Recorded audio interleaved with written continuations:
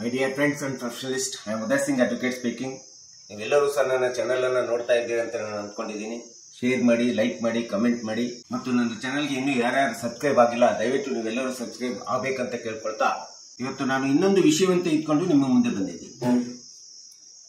ಇವತ್ತು ನಾನು ಆಯ್ಕೆ ಮಾಡ್ಕೊಂಡಿರ್ತಕ್ಕಂಥ ವಿಷಯ ಅಂತಂದ್ರೆ arbitration and conciliation act 1996 section 5, 8 and 11 ಮಧ್ಯಸ್ಥಿಕೆಗಾರ ಮತ್ತು ಕಾನೂನು ಸಲಹೆಗಾರರ ಕಾಯ್ದೆ 1996 ಸೆಕ್ಷನ್ 5, 8 ಮತ್ತು 11 ಪ್ರಕಾರ ಏನ್ ಹೇಳ್ತಿದೆ ಅನ್ನೋದ್ರ ಬಗ್ಗೆ ಈ ವಿಡಿಯೋ ಮೂಲಕ ಒಂದಿಷ್ಟು ತಿಳಿಸ್ಲಿಕ್ಕೆ ಇಷ್ಟಪಡ್ತಾ ಇದ್ದೀನಿ.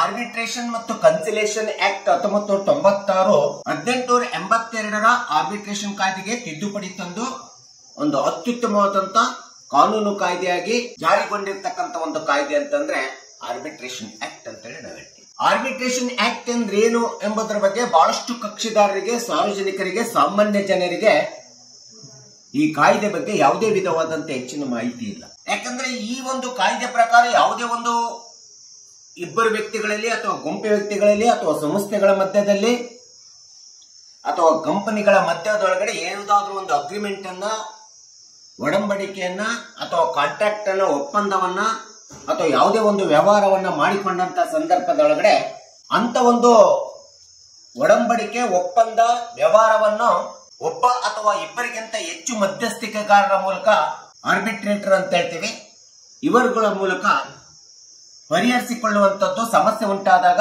ಪರಿಹರಿಸಿಕೊಳ್ಳುವಂಥದ್ದನ್ನು ನಾವು ಈ ಒಂದು ಕಾಯ್ದೆಯಲ್ಲಿ ಬಗೆಹರಿಸಿಕೊಳ್ಬೇಕಾಗುತ್ತೆ. ಅದನ್ನು ಆರ್ಬಿಟ್ರೇಷನ್ ಅಂಡ್ ಕನ್ಸಿಲೇಷನ್ ಆಕ್ಟ್ 1996 ಅಂತ ಹೇಳಿ ನಾವು ಕರೀತಾರೆ.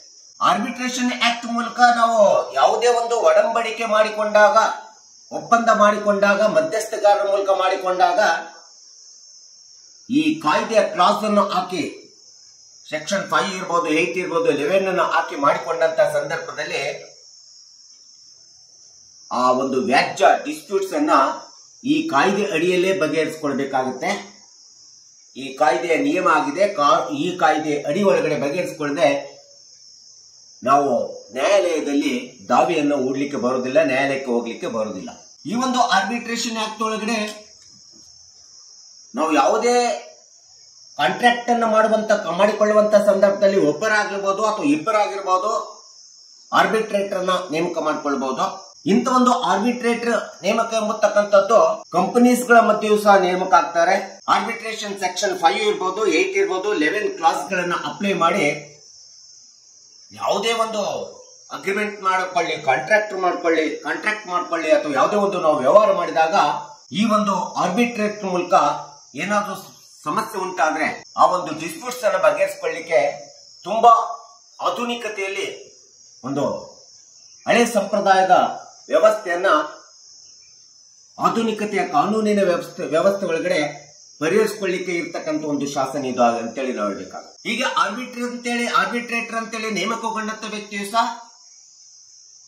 ಯಾವುದೇ ಪಕ್ಷಪಾತ ಮಾಡದೆ ನಿಷ್ಪಕ್ಷಪಾತವಾಗಿರ್ತಾನೆ ಅಥವಾ ನಿಷ್ಪಕ್ಷಪಾತವಾಗಿರ್ಬೇಕಾಗುತ್ತೆ. ಹೇಗೆ ನ್ಯಾಯಾಲಯಗಳಲ್ಲಿ ನ್ಯಾಯಾಧೀಶರು ಕಾರ್ಯನಿರ್ವಹಣೆ ಮಾಡ್ತಾರೆ ಅದೇ ತರ ಕಾರ್ಯನಿರ್ವಹಣೆ ಮಾಡಬೇಕಾಗುತ್ತೆ.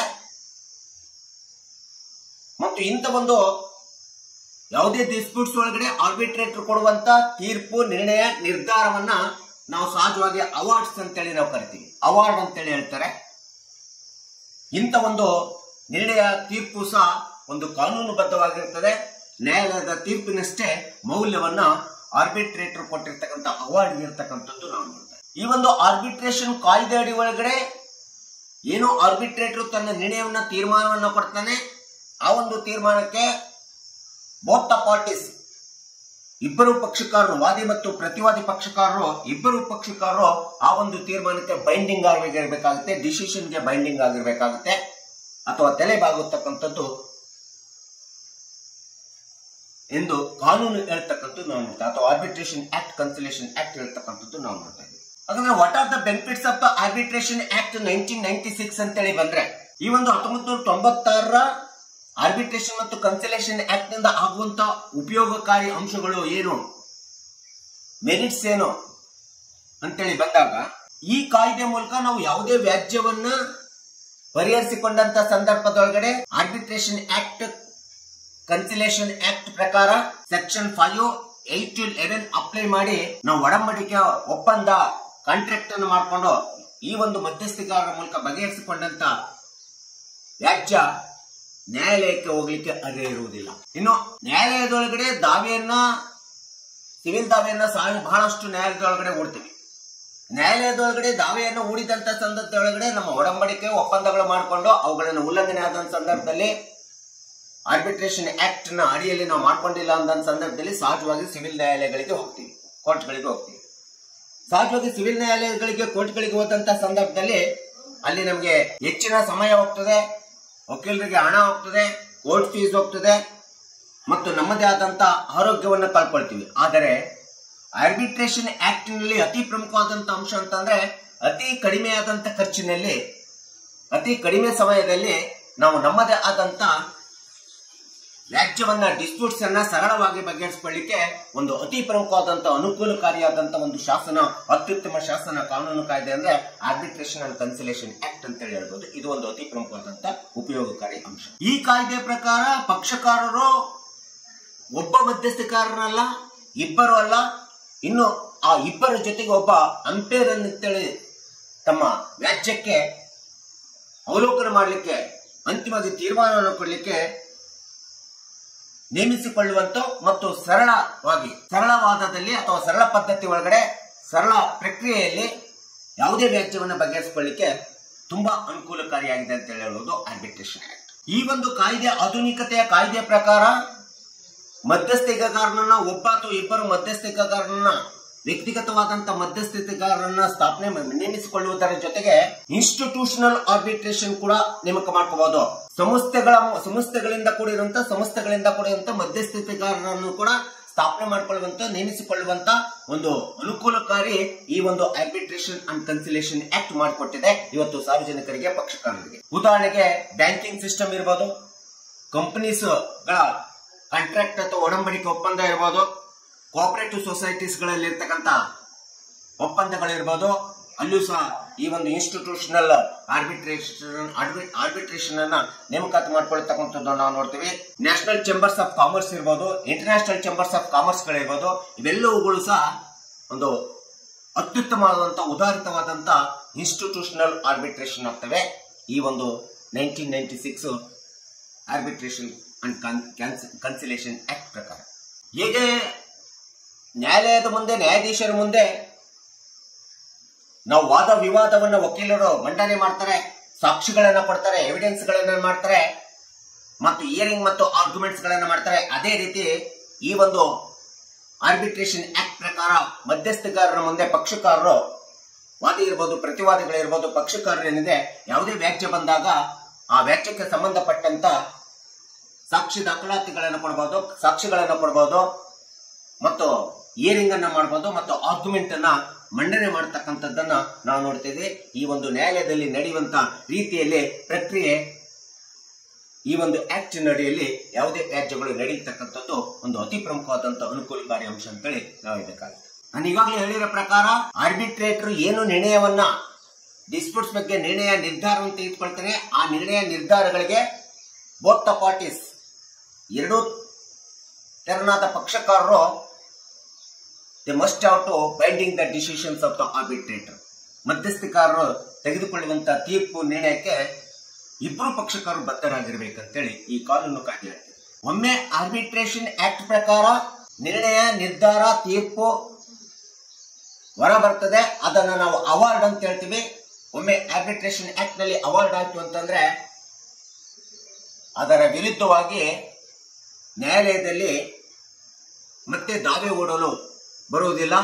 ಆದರೆ ಸಂಬಂಧಪಟ್ಟಂತ ಜಿಲ್ಲಾ ನ್ಯಾಯಾಲಯ ಅಂತ ಇರುತ್ತೆ, ಆ ಜಿಲ್ಲಾ ನ್ಯಾಯಾಲಯದಲ್ಲಿ ಮೇಲ್ಮನವಿಯನ್ನ ಕೇಳ್ಕೋಬಹುದು. ತೀರ್ಪಿನ ಕುರಿತು ಅವಾರ್ಡ್ ಬಗ್ಗೆ ಕೊಟ್ಟು ಮೇಲ್ಮನವಿಯನ್ನ ಕೇಳ್ಕೋಬಹುದು, ಮೇಲ್ಮನವಿಯನ್ನ ಹಾಕಬಹುದು, ಅಪೀಲನ್ನು ಹಾಕಬಹುದು. ಆ ಅಪೀಲ್ ಹಾಕಿದಂತ ಸಂದರ್ಭದಲ್ಲೂ ಸಹ ಅದು ತೀರ್ಪು ಸರಿ ಇದೆ ಅಂತ ಹೇಳಿ ಕಂಡು ಬಂದಂತ ಪಕ್ಷಕಾರ ಈ ಅಪೀಲನ್ನ ವಜಾಗೊಳಿಸಿ ಸ್ವಾಮಿ ಅಂತೇಳಿ ಮನವಿಯನ್ನು ಮಾಡಿಕೊಳ್ಳುವಂತ ಒಂದು ಹಕ್ಕು ಸಹ ಈ ಒಂದು ಆರ್ಬಿಟ್ರೇಷನ್ ಆಕ್ಟ್ ನಲ್ಲಿ ಕೊಟ್ಟಿರ್ತಕ್ಕಂಥದ್ದು ನಾವು ನೋಡ್ತಾ ಇದ್ದೀವಿ. ಇಂಥ ಒಂದು ಆರ್ಬಿಟ್ರೇಷನ್ ಅಂಡ್ ಕನ್ಸಿಲೇಷನ್ ಆಕ್ಟ್ ಒಳಗಡೆ ಸಹಜವಾಗಿ ಬರುವಂತ ಅರ್ಜಿಗಳು ಯಾವ್ಯಾವ ಅಂತ ಹೇಳ್ಕೊಂಡ್ರೆ, ಯಾವ ವಿಷಯಕ್ಕೆ ಸಂಬಂಧಪಟ್ಟಂತ ಅರ್ಜಿಗಳು ಇಲ್ಲಿ ಬರ್ತವೆ ಅಂತಂದ್ರೆ, ಯಾವ ವ್ಯಾಜ್ಯಗಳಿಗೆ ಸಂಬಂಧಪಟ್ಟಂತೆ, ಡಿಸ್ಪ್ಯೂಟ್ಸ್ ಗಳಿಗೆ ಸಂಬಂಧಪಟ್ಟಂತೆ ಆರ್ಬಿಟ್ರೇಷನ್ ಆಕ್ಟ್ ನಲ್ಲಿ ಅರ್ಜಿಗಳು ಸ್ವೀಕಾರ ಆಗ್ತವೆ ಅಂತ ಹೇಳಿ ಬಂದಾಗ, ಅದು ಕಮರ್ಷಿಯಲ್ ಡಿಸ್ಪ್ಯೂಟ್ಸ್ ಇರ್ಬೋದು, ಬ್ಯಾಂಕಿಂಗ್ ಡಿಸ್ಪ್ಯೂಟ್ಸ್ ಇರ್ಬೋದು, ಅಥವಾ ಕೋಆಪರೇಟಿವ್ ಸೊಸೈಟೀಸ್ ಡಿಸ್ಪ್ಯೂಟ್ಸ್ ಗಳಿರ್ಬೋದು, national and international chambers of commerce disputes ಗಳಿರ್ಬೋದು. ಇವೆಲ್ಲವುಗಳು ಸಹ ಆರ್ಬಿಟ್ರೇಷನ್ ಆಕ್ಟ್ ನ ಅಡಿ ಒಳಗಡೆ ಬರ್ತಕ್ಕಂಥದ್ದು ನಾವು ನೋಡ್ತಾ ಇದ್ದೀವಿ. ಈ ಎಲ್ಲ ಡಿಸ್ಪ್ಯೂಟ್ಸ್ ಗಳನ್ನ ಸರಳವಾಗಿ, ತುಂಬಾ ಫ್ಲೆಕ್ಸಿಬಲ್ ಆಗಿ ನ್ಯಾಯಾಲಯದಷ್ಟೇ ಒಂದು ಮೌಲ್ಯಾಧಾರಿತವಾದಂತ ನಿರ್ಣಯ ತೀರ್ಮಾನಗಳನ್ನು ಕೊಡುವಂತ ಒಂದು ಆಧುನಿಕ, ಅತ್ಯುತ್ತಮ, ಪರಿಣಾಮಕಾರಿಯಾದಂತ ಎಫೆಕ್ಟಿವ್ ಅಂಡ್ ಎಫಿಷಿಯಂಟ್ ಲಾ ಅಥವಾ ಲೆಜಿಸ್ಲೇಷನ್ ಅಂತಂದ್ರೆ ಅದನ್ನ ನಾವು arbitration and conciliation act of 1996 ಅಂತ ಹೇಳ್ತೀವಿ. ಈ ಒಂದು ಆಕ್ಟಿನ ಕ್ಲಾಸ್ ಅನ್ನು ಅಪ್ಲೈ ಮಾಡಿ ನೀವು ಯಾವುದೇ ಒಂದು ಅಗ್ರಿಮೆಂಟು, ಕಾಂಟ್ರಾಕ್ಟು, ವ್ಯವಹಾರಗಳನ್ನ, ಕಂಪನೀಸ್ಗಳ ಒಪ್ಪಂದಗಳನ್ನ ಮಾಡಿಕೊಂಡಂತ ಸಂದರ್ಭದಲ್ಲಿ ನೀವು ಮಧ್ಯಸ್ಥಿಕೆಗಳನ್ನ ನೇಮಕ ಮಾಡಿಕೊಂಡು ನಿಮ್ಮ ವ್ಯವಹಾರ ನಿರ್ವಹಣೆ ಮಾಡಿದಾಗ, ನಿಮ್ಮ ಅಗ್ರಿಮೆಂಟ್ ಒಪ್ಪಂದ ನಿರ್ವಹಣೆ ಮಾಡಿದಾಗ ಆಗೇನಾದ್ರೂ ಅದರೊಳಗೆ ಭಿನ್ನಾಭಿಪ್ರಾಯ ಡಿಸ್ಪ್ಯೂಟ್ಸ್ ಬಂತಂದ್ರೆ ಈ ಒಂದು ಆರ್ಬಿಟ್ರೇಷನ್ ಆಕ್ಟ್ ಒಂದು ಪರಿಣಾಮಕಾರಿಯಾಗಿ ಮತ್ತು ಸರಳವಾಗಿ ನಿಮ್ಮ ಸಮಸ್ಯೆಯನ್ನ ಬಗೆಹರಿಸಿಕೊಳ್ತದೆ. ನ್ಯಾಯಾಲಯಕ್ಕೆ ಇರುವಂತ ಒಂದು ತೀರ್ಮಾನಕ್ಕೆ ಇರುವಂತ ಒಂದು ಬದ್ಧತೆ ಏನಿದೆ, ಆ ರೀತಿಯಾದಂತಹ ಕಾನೂನು ಬದ್ಧತೆ ಆರ್ಬಿಟ್ರೇಷನ್ ಅಂಡ್ ಕನ್ಸಿಲೇಷನ್ ಆಕ್ಟ್ ತೀರ್ಮಾನಕ್ಕೂ ಇದೆ, ಆರ್ಬಿಟ್ರೇಟರ್ ಅವಾರ್ಡ್ಗೆ ಇದೆ ಎಂಬತಕ್ಕಂಥದ್ದನ್ನ ಈ ಒಂದು ಕಾನೂನು ಕಾಯ್ದೆ ಹೇಳ್ತದೆ. ಈ ಕಾಯ್ದೆ ಅಂತೇಳಿ ನಾವು ನೀವುಗಳೆಲ್ಲರೂ ತಿಳ್ಕೋಬೇಕಾಗುತ್ತೆ. ಆ ಒಂದು ತಿಳುವಳಿಕೆ, ಹಿತಾಸಕ್ತಿಯನ್ನು ಇಟ್ಕೊಂಡು ನಾನು ಈ ವಿಡಿಯೋನ ಪಕ್ಷಕಾರರಿಗೆ, ಸಾರ್ವಜನಿಕರಿಗೆ ಮತ್ತೆಲ್ಲರಿಗೂ ಗೊತ್ತಾಗಲಿ ಎಂಬತಕ್ಕಂಥ ಹಿನ್ನೆಲೆಯಲ್ಲಿಟ್ಟು ಈ ವಿಡಿಯೋನ ಹೇಳಿದ್ದೀನಿ. ದಯವಿಟ್ಟು ಈ ವಿಡಿಯೋ ಇಷ್ಟ ಆಗಿದ್ರೆ ಶೇರ್ ಮಾಡಿ, ಲೈಕ್ ಮಾಡಿ, ಕಮೆಂಟ್ ಮಾಡಿ ಮತ್ತು ನನ್ನ ಚಾನೆಲ್ಗೆ ಸಬ್ಸ್ಕ್ರೈಬ್ ಆಗೋದನ್ನ ಮರಿಬೇಡಿ ಅಂತ ಹೇಳ್ತಾ ಇವತ್ತಿನ ವಿಷಯಕ್ಕೆ ವಿರಾಮ ಹೇಳ್ತೀನಿ. ನಾನು ಇನ್ನೊಂದು ವಿಷಯ ಅಂತ ಇಟ್ಕೊಂಡು ನಿಮ್ಮ ಮುಂದೆ ಬರ್ತೀನಿ. ಜೈ ಹಿಂದ್, ಜೈ ಕರ್ನಾಟಕ.